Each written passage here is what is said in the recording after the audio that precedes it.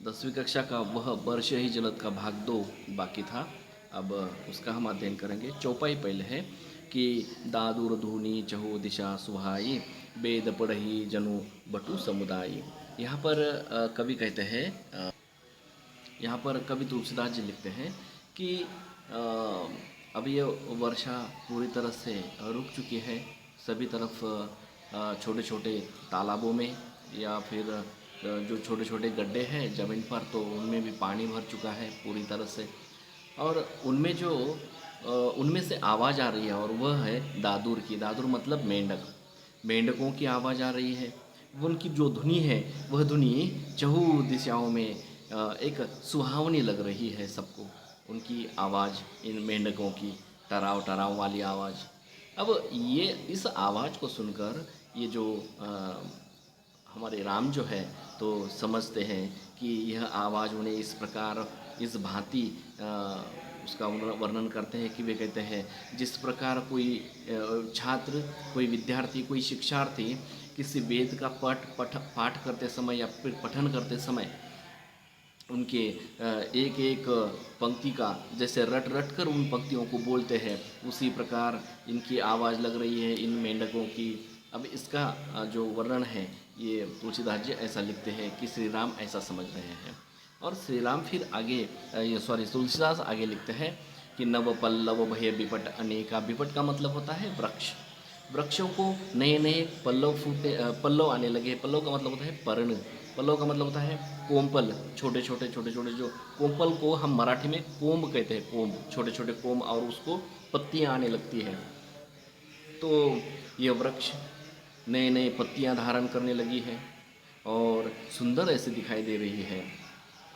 लेकिन ये जो इसकी तरफ जब श्री राम देखते हैं तो उसका वर्णन तुलसीदास जी ऐसा लिखते हैं कि साधक मन जस मिले विवेका।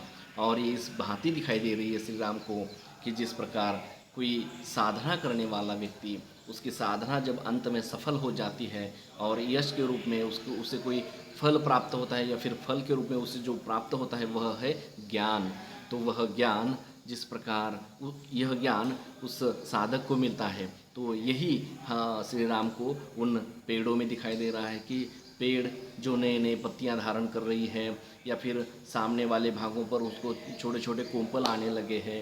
तो कितना सुंदर दृश्य दिखाई दे रहा है उन्हें इस प्रकृति में। और ये जो बदलाव है उन पर एक अनोखी एक अनोखी दृष्टि उस बदलाव की तरफ डालकर श्री राम उसे अलग ही विचारों में समझ लेते हैं। तो श्री राम समझते हैं कि ये इस प्रकार, इस भांति दिखाई दे रहे हैं। इस प्रकार इसका वर्णन करते हुए तुलसीदास जी लिखते हैं कि ये जो पल्लव है, नए पल्लव धारण करने के बाद ये वृक्ष जो है कुछ हरे भरे और भी सुंदर दिखाई देने लगे हैं। तो यह उस भांति दिखाई देने लगा है जैसे कोई साधक बहुत बहुत तपश्चर्या करता है, साधना करता है, उसके अंत में उसे फल के रूप में ज्ञान प्राप्त होता है। तो उसी भांति ये दिखाई देता है। आगे वे लिखते हैं कि अर्क जवास पात बिनु भयऊ। अर्क जवास पात बिनु भयऊ, ये जो मदार का वृक्ष है या फिर जवास का वृक्ष है, उनके मात्र बिनु भयऊ, पात बिनु भयऊ का मतलब होता है कि उनके पत्ते अब नहीं रहे, है ना। उनके पत्ते पूरी तरह से झड़ चुके हैं।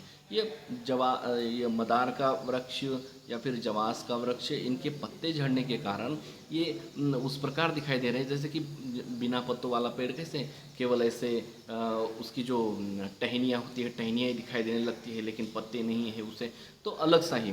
तो वे श्री राम, ये तुलसीदास जी उसका वर्णन करते हैं कि श्री राम ऐसे समझ रहे हैं कि श्री राम को वह बिना पत्तों वाला मदार और यह जवास का पेड़ इस भांति दिखाई दे रहा है कि करई क्रोध जी में धर्म ही दूरी, जस सुराज खल उद्यम गयऊ, कि जैसे अच्छे वाले राज्य से, सुराज यानी कि अच्छा राज्य, खल यानी कि दुष्ट, अच्छे वाले राज्य से दुष्ट लोगों का व्यवसाय ही खत्म हो चुका है, उसी प्रकार दिखाई दे रहा है।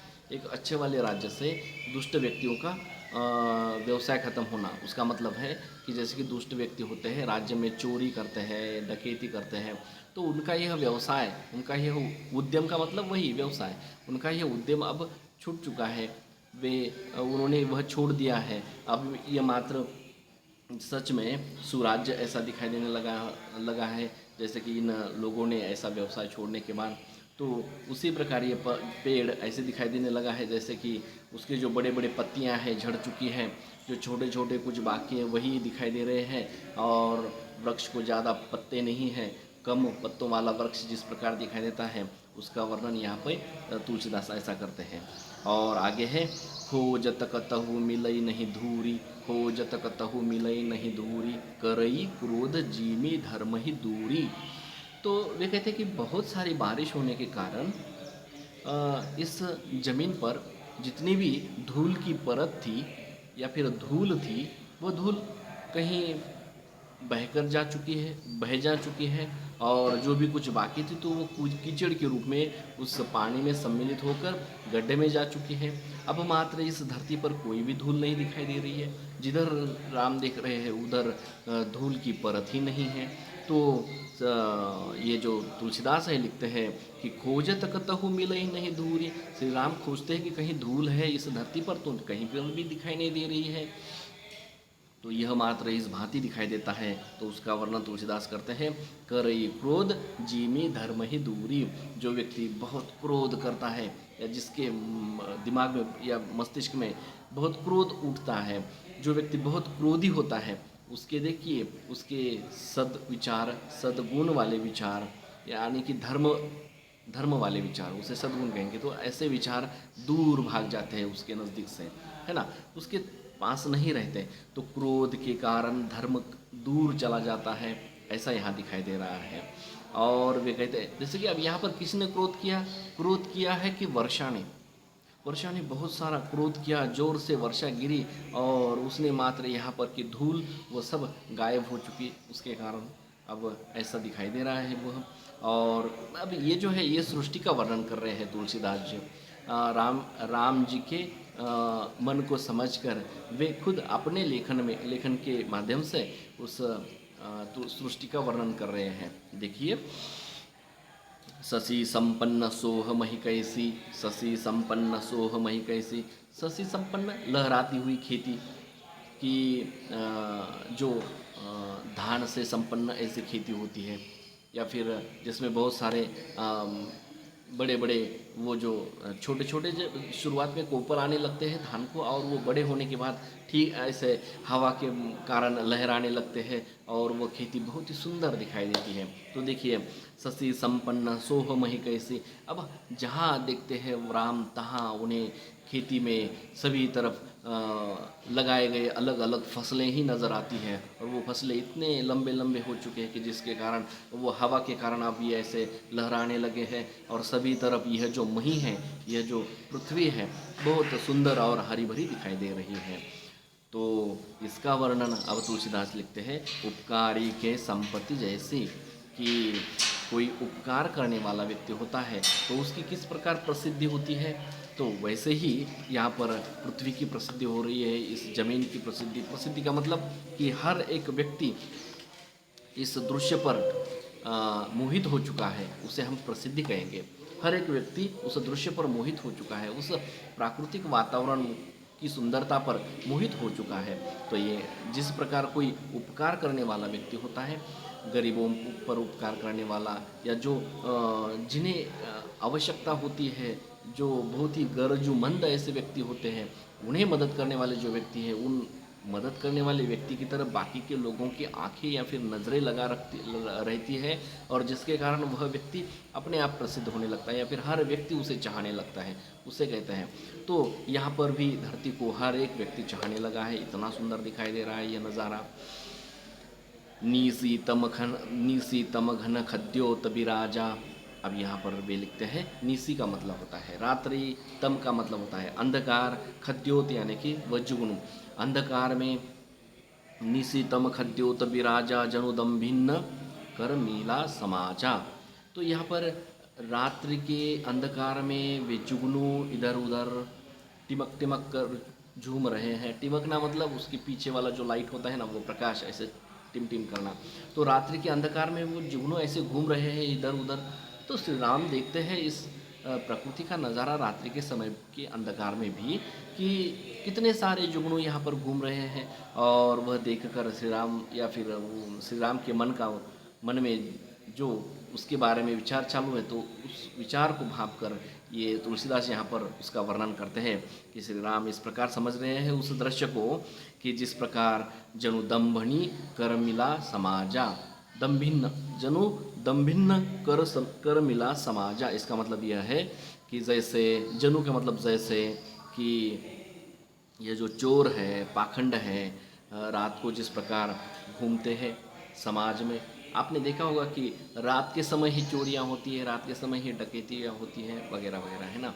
तो यहाँ पर अभी इस रात्रि के समय में इस प्रकृति का दृश्य ऐसा दिखाई दे रहा है श्री राम को, कि जहाँ देखते हैं तहाँ ऐसे टिम टिम टिम टिम छोटे छोटा जो प्रकाश है, ऐसे वाले जो कीड़े हैं, जुगनू कीड़े, वो सभी तरफ नज़र आ रहे हैं। उन्हें घूमने वाले कीड़े ऐसे घूमते हुए नज़र आ रहे हैं, और वे समझते हैं कि जिस प्रकार समाज में रात्रि के समय या फिर राज्य में रात्रि के समय चोर उचक्के कैसे बाहर आ जाते हैं और अपने अपने व्यवसाय या फिर उद्यम करने लगते हैं, तो उस प्रकार यह उस भांति उन्हें यह दिखाई देता है।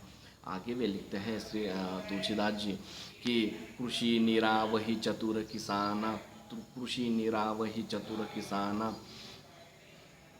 खेती में से किसानों ने अनुपयुक्त, अनावश्यक, अनुपयोगी ऐसे वस्तुओं को निकाल कर फेंक दिया है।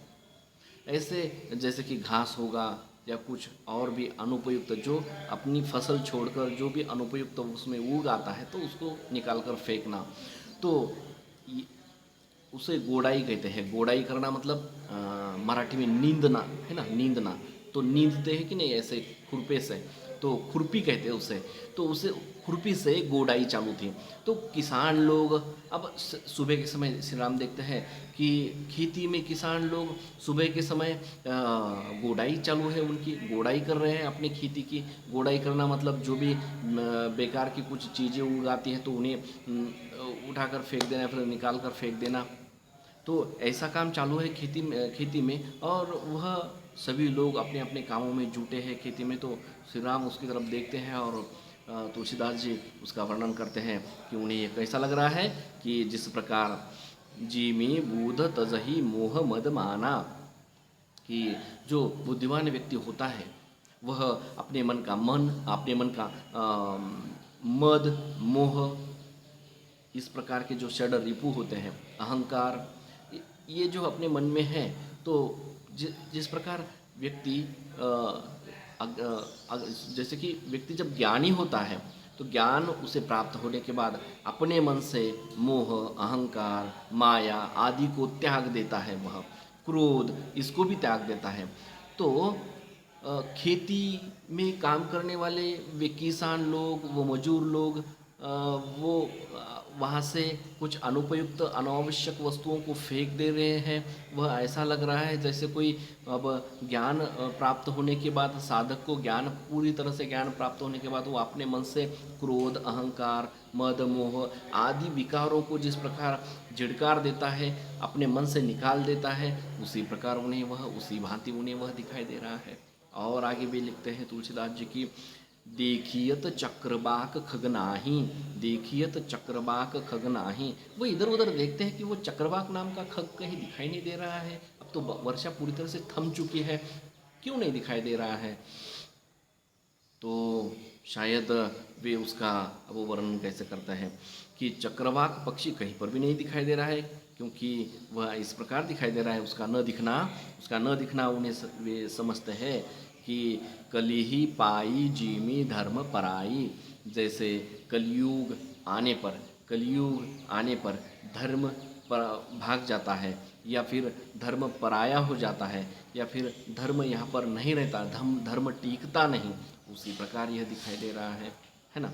और आगे में लिखते हैं कि विविध जंतु संकुल मही भ्राजा शोभायमान, मही धरती, और जंतु यानी कि जीव वगैरह, तो अलग अलग प्रकार के जीव इस धरती पर अलग अलग प्रकार के जीवों ने जन्म लिया। छोटे छोटे प्रकार के जीव यहाँ पर दिखाई दे रहे हैं। उन्हें धरती पर कुछ हरे रंग के कीड़े होंगे या कुछ और भी अलग अलग प्रकार के कीड़े होंगे जो अब इस धरती पर दिखाई दे रहे हैं। एक समय ऐसा था कि पिछले वाले दोनों भी ऋतुओं में श्री राम को ऐसा कुछ दिखाई नहीं दिया, या फिर जो धूपकाले की ऋतु में तो ऐसे कुछ जीव जंतु उन्हें नहीं दिखाई दिए। शायद हो सकता है कि ये कीड़े, अब आपको तो पता है कि साइंस है हमें ऐसा बताता है कि कुछ ऐसे कीड़े होते हैं, कुछ ऐसे जीव या जंतु होते हैं कि धूपकाले के दिनों में वो ज़मीन के अंदर धंसकर वहाँ पे रहने लगते हैं। तो जैसे ही बारिश होने लगती है, ज़मीन के अंदर पानी जाने लगता है, तो अंदर के कीड़े बाहर आने लगे, सभी जीव जंतु बाहर आने लगे। अब वो धरती पर खुली आम से स्वतंत्रता के साथ इधर उधर घूमते हुए उन्हें दिखाई देते हैं, टहलते हुए दिखाई देते हैं। और वे देखते हैं कि अभी ये सभी प्रकार के जीव जंतुओं के साथ ये जो धरती है कितनी सुंदर दिखाई देती है, कितनी शोभायमान लग रही है। अब उसका वर्णन करते हैं, तुलसीदास जी की लिखते हैं कि प्रजा बाढ़ जीमी पाई सुराजा, कि अच्छे राज्य में या फिर अच्छे राज्य की प्रसिद्धि को सुनने के बाद जिस प्रकार दूसरे राज्य की भी प्रजा उस राज्य में रहने के लिए चली आती है और प्रजा की संख्या बढ़ने लगती है, प्रजा बढ़ने लगती है, तो यह उसी प्रकार दिखाई दे रहा है कि कुछ समय तक यहाँ पर ये जीव जंतु तो नहीं थे। कुछ इस वर्षा के ऋतु के पहले यहाँ पर भी जीव जंतु नहीं थे। अब मात्र सभी ऊपर आ गए हैं, सभी खुलेआम से स्वैराचार कर रहे हैं, इधर उधर घूम रहे हैं। और वह विनय यही इसी प्रकार दिखाई देता है कि जिस प्रकार अच्छे राज्य में और भी दूसरे राज्य की प्रजा रहने के लिए चली आती है और उनकी संख्या बढ़ने लगती है। और आगे लिखते हैं कि जहाँ तहाँ रहे पथिक थकिनाना, जहाँ तहाँ रहे पथिक थकिनाना, जीमी इंद्रिय गण उपजे ज्ञाना। और वे लिखते हैं कि जहाँ देखो तहाँ ये जब भी वर्षा चालू होती है, जब भी वर्षा चालू होती है तो श्री राम देखते हैं बाहर का नज़ारा, तो ये जो रास्ते से चले जा रहे ये जो प्रवासी हैं, तो प्रवासी थोड़ी सी बारिश शुरू हो गई तो कोई यहाँ पेड़ के नीचे, छोटे वाले पेड़ के नीचे, कोई बड़े वाले पेड़ के नीचे, कोई 4-5 आदमी एक ही साथ में उस बड़े वाले पेड़ के नीचे, या फिर कहीं कोई किसी के झोपड़ी में सहारा लेने के लिए भाग जाता है, और कहीं जहाँ पर भी सहारा मिले वहाँ पर रुकने की कोशिश में वे लोग रहते हैं।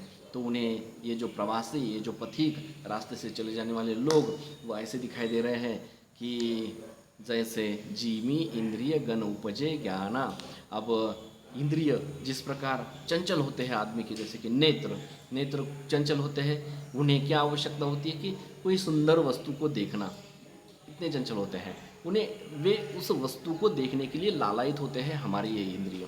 अब जिह्वा, उन्हें अच्छी अच्छी चीज़ खाने की इच्छा होती है ना, या फिर हमारी त्वचा, ये अलग अलग प्रकार की इंद्रिय। अब इन्हें भी स्पर्श का अनुभव होने लगता है कि अच्छे वाले स्पर्श का, किसी ने ऐसे थप्पड़ मार दी तो उसे ठीक नहीं लगेगा। तो इस प्रकार से जो अच्छा है वही इंद्रियों को लुभावना लगता है और वो उसकी तरफ अधिक आकर्षित होता है। तो जिस प्रकार ये इंद्रिय, व्यक्ति के इंद्रिय चंचल होते हैं, उसी प्रकार ये पथिक भी चंचल थे, लेकिन जब भी बारिश चालू हुई तो अब ये स्थिर हो गए। तो उसी प्रकार ज्ञानवान व्यक्ति में, कोई भी ज्ञानी व्यक्ति होगा तो उसके अंदर जो उसके जो खुद की इंद्रियां हैं, जो चंचल थे एक समय, वह मात्र ज्ञान की प्राप्ति के बाद उसने अपने इंद्रियों पर काबू पाया और इंद्रियों को स्थिर कर दिया। जिस प्रकार इस बारिश ने लोगों का चलना ही स्थिर कर दिया, तो ज्ञान प्राप्त करने के बाद व्यक्ति ने अपने इंद्रियों को स्थिर कर दिया। तो यह पथिक का रुकना, तुलसीदास उसका वर्णन इस प्रकार करते हैं कि जिस प्रकार ज्ञान की प्राप्ति के बाद इंद्रिय स्थिर रहने लगते हैं, तो उसी प्रकार यह उसी भांति दिखाई देने लगता है। अब लास्ट में जो है तो उनका दोहा है, वह सुन लीजिए कि तुलसीदास लिखते हैं, कबहु प्रबल बह मारुत, कबहु प्रबल बह मारुत। अब देखिए एक समय ऐसा आता है कि अब बारिश फिर रुकती है, आकाश में बहुत सारे बादल तो है और थोड़ी देर के बाद बहुत ज़ोर से हवा चलने लगती है। कबहू यानी कि कब कब तो ऐसा होता है कि, इसका मतलब कबहू। कबहू प्रबल बह, प्रबल यानी कि जोर से हवा का झोंका आना, प्रबल बह, बह यानी कि बहना, बहते हुए। और मारुति यानी कि वायु, वायु जोर से बहते हुए, कभी कभी तो वायु जोर से बहते हुए आ रही थी कि जो छोटी छोटी बारिश की फुहारें जो गिर रही थी उस समय जोर से जो ये हवा आती है तो ऊपर जो नभ में जो बादल है वह बादल आगे चलते हैं या फिर जहाँ झोंका है उसी तरफ भागने निकलते हैं और आसपास के जो बादल हैं इधर उधर भाग जाते हैं या फिर इधर उधर हट जाते हैं। तो वे लिखते हैं कि कबहू प्रबल बह मारुत जह तह मेघ बिलाही, बिलाही फैलना। जैसे ही हवा का झोंका आता है कि आकाश में से जो बादल हैं वह इधर उधर फैलने लगते हैं। और जीमी कपुत के उपजे कूल सदधर्म नसाही। तो यह तो उन्हें उसका वर्णन तुलसीदास जी ऐसा लिखते हैं कि वे तो उन्हें इस भांति दिखाई देता है कि हवा का झोंका आने के बाद ये बादल का फैल जाना उन्हें इस भांति दिखाई देता है कि जिस प्रकार किसी परिवार में जो कपूत होता है, कपूत यानी कि जो पुत्र अच्छे विचारों का नहीं होता, दुष्ट होता है, उसे कपूत कहते हैं, है ना। तो ऐसे कपूत जब परिवार में आचरण करने लगता है, परिवार में उपजता है, तब मात्र उसके परिवार में आते ही परिवार के सारे धर्म नष्ट होने लगते हैं, परिवार की सारी सीमाएं टूटने लगती है। उसी प्रकार दिखाई दे रहा है यह कि यह बादलों का भाग जाना, परिवार में से धर्म का नष्ट हो जाना, ऐसा दिखाई देता है। और वे लिखते हैं कबहू दिवस, अब कभी कभी तो ऐसा भी दिखाई दे रहा है उन्हें, तो कबहू दिवस मह निबीड़तम, कबहू दिवस मह निबीड़तम। अब यहाँ पर है कि दिवस, दिवस यानी कि दिन, निबीड़ यानी कि घोर, और तम यानी कि अंधकार। कभी कभी तो निबिड़ यानी घोर अंधकार, कभी कभी तो इतना घोर अंधकार होता है कि जिसके कारण कौन छुप जाता है, सूरज छुपता है। और कभी कभी तो वह हवा की झोंके के कारण ये बादल इधर उधर फैल जाते हैं तो जिसके कारण ये सूरज फिर से दिखाई देने लगता है। तो देखिए उसका वर्णन कैसे लिखते हैं, कबहू दिवस मह निबिड़तम, कबहू प्रगट पतंग, पतंग यानी कि सूर्य। कभी कभी तो ऐसा होता है कि सभी बादल एक जगह पर आ जाने के कारण घोर अंधकार होता है और सूरज उसके पीछे छिप जाता है या फिर सूरज ढक जाता है। और मात्र कब कब तो ऐसा होता है कि हवा के झोंके के कारण वो सभी बादल इधर उधर फैल जाते हैं और सूरज अपने आप दिखाई देने लगता है। तो यह जो उसका सूरज का ढक जाना, फिर से दिख जाना, इसका वर्णन आप वे कैसे लिखते हैं, देखिए कि बिनसई उपजई ज्ञान, बिनसई उपजई ज्ञान जीमी पाई कुसंग सुसंग, बिनसई उपजई ज्ञान जीमी पाई कुसंग सुसंग। बिनसई नष्ट होना, उपजई उपजना यानी कि मिल जाना, नष्ट होना मिल जाना, ज्ञान ज्ञान मिलना, जीमी जिसको, पाई कुसंग सुसंग अच्छी संगत पाने से या बुरी संगत पाने से। अब वे लिखते हैं कि जब भी बुरी संगत पाने से ज्ञान छिप जाता है या ज्ञान छिप जाता है और अच्छी संगत पाने से ज्ञान फिर से उपजता है या फिर सामने आ जाता है। तो इस प्रकार वह दिखाई देता है सूरज का उस बादलों के पीछे ढक जाना या फिर से बादल हटने के बाद सूरज का दिख जाना। वह तो इस भांति दिखाई देता है कि कुसंगति के कारण ज्ञान लुप्त हो जाता है और सुसंगति के कारण ज्ञान उपजने लगता है, उसकी बढ़ोतरी होने लगती है, ज्ञान बढ़ने लगता है। तो दोस्तों इस प्रकार यहाँ पर 10वीं कक्षा का यह वर्षे ही जलद कविता समाप्त होती है। आप भी उसे पढ़िए, बहुत ही अच्छी कविता है, इसमें से कुछ न कुछ हमें सीख जरूर मिलेगी, क्योंकि इंद्रियों का किस प्रकार व्यक्ति अपने इंद्रियों पर किस प्रकार काबू रखता है तो फिर यह सृष्टि या फिर सृष्टि के अलग अलग प्रकार के ये जो सृष्टि का जो बदलाव है, इस बदलाव में ये श्री राम देखते हैं और उसे तुलसीदास जी वर्णन करते हुए हम तक ये पढ़ने के लिए एक रामचरितमानस के किष्किंधा में उन्होंने यह लिख दिया है। तो ये जो है आपने इससे भी अच्छा कि आपने रामचरितमानस पढ़ लिया तो बहुत ही सुंदर। मैं नहीं कहूँगा कि ये कि आपने पढ़ना चाहिए उससे पुण्य मिलेगा, ये पुण्य की बात नहीं है। ये तो समझने की बात है कि जैसे ही आप कुछ पढ़ते हैं उससे कुछ आपको प्राप्त होता है, कुछ ज्ञान मिलता है तो बहुत हुआ। ये पुण्य विन्य की बात छोड़ दीजिए, ये अब वो ज़माना चला गया पुण्य विन्य वाला। अब यहाँ पर है कि पुण्य उसी में होता है जिसमें हम कुछ प्राप्त करते हैं और हमें आनंद मिलता है, उसे ही पुण्य कहते हैं। ठीक है, तो यहाँ पर हम रुकेंगे। थैंक यू, शुक्रिया, धन्यवाद, ओके, बाय बाय।